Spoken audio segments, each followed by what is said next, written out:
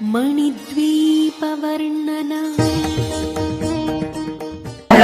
శక్తులు హరిహారముతో పంచబ్రహ్మలు మణిద్వీపానికి మహానిధులు అష్టసిద్ధులు నవనవనిధులు అష్టదిక్కులు దిక్పాలకులు సృష్టికర్తలు సురలోకాలు మణిద్వీపానికి మహానిధులు కోటి సూర్యుల ప్రచంద్రకాంతులు కోటి చంద్రుల చల్లని వెలుగులు కోటి తారకల వెలుగు జిలుగులు మణిద్వీపానికి మహానిధులు భువనేశ్వరి సంకల్పమే జనించే మణిద్వీపము దేవదేవుల నివాసము ఏ మనకు కైవల్యము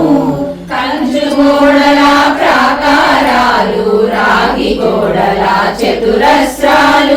ఏడామడల రత్నరాసులు మణిద్వీపానికి మహానిధులు పంచృతమయ సరోవరాలు పంచలోహమయ ప్రాకారాలు ప్రపంచమేలే ప్రజాధిపతులు మణిద్వీపానికి మహానిధులు ఇంద్రనీలమణి ఆభరణాలు వజ్రపు కోటల వైడూర్యాలు పుష్యరాగమణి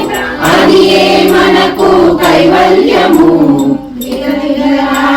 వాసులు తలతలలాడే చంద్రకాంతములు విద్యుల్లతలు మరకతమనులు మణిద్వీపానికి మహానిధులు కుబేర ఇంద్ర వరుణ దేవులు శుభాలనొసగే అగ్నివాయువులు భూమి గణపతి పరివారములు మణిద్వీపానికి మహాద్వీపము దేవదేవుల నివాసము అది ఏ మనకు కైవల్యము మంత్రిని తండ్రిని శక్తి సేనలు కాళికరాలి సేవు అనంతదేవి పరిచారికలు గోమేదిక మణి నిర్మిత గుహలు మణిద్వీపానికి మహానిధులు సప్త సముద్రములనంత నిధులు యక్ష కిన్నెర పురుషాదులు నానా జగములు నదీ నదములు మణిద్వీపానికి మహానిధులు మానవ మాధవ దేవగణములు కామధేనువు కల్పతరువులు సృష్టి స్థితి లయ కారణమూర్తులు మణిద్వీపానికి మహానిధులు భువనేశ్వరి సంకల్పమే జనించే మణిద్వీపము దేవదేవుల నివాసము అది ఏ మనకు కైవల్యము కోటి ప్రకృతుల సౌందర్యాలు సకల వేదముల ఉపనిషత్తులు 16 రేకుల పద్మశక్తులు మణిద్వీపానికి మహాసింహాసినికి మంగళం జయ మంగళం నిత్య శుభ మంగళం సర్వమంగళ మాంగళ్యే శివే సర్వార్థ సాధికే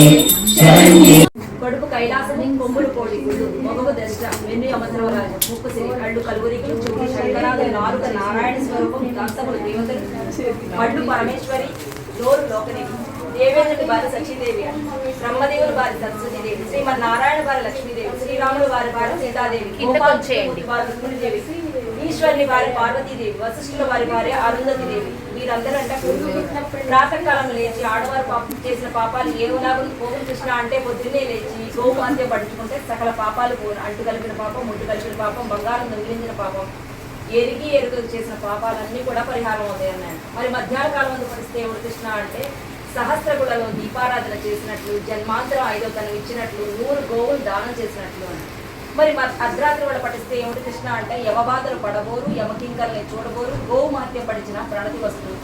ఏ లాగులు వస్తుంది ఏ రీతి వస్తుంది అంటే కనకాంబరాలతో కదులుతూ తులాభారాలతో తులతూగుతూ తన భర్తను తలుచుకుని అంటే తన పుత్ర పౌత్రిక పౌత్రులను తలుచుకుని మిత్ర బంధువులు అనుకుని లక్ష్మి అంటే మహాలక్ష్మి ఎదురుగా వచ్చిందంట. ఆవిడ క్రిందకి దింపి పసుపు పారాయణ క్షంతులు గ్రంథము ఇచ్చి కరుణించి పురుగులు వరుసగా తీసేసి ఇనుము ఒక్క కాకులు వెనక్కి త్రోసేసి మండే పినాలను కిందకి దింపి ఆవిడ కాశీ గయా ప్రయాగాన్ని చూసుకుని వైకుంఠానికి వెళ్ళిందంట. విన్న వారికి విష్ణులోకం, చెప్పిన వారికి పుణ్యలోకం. జయ శ్రీమాత.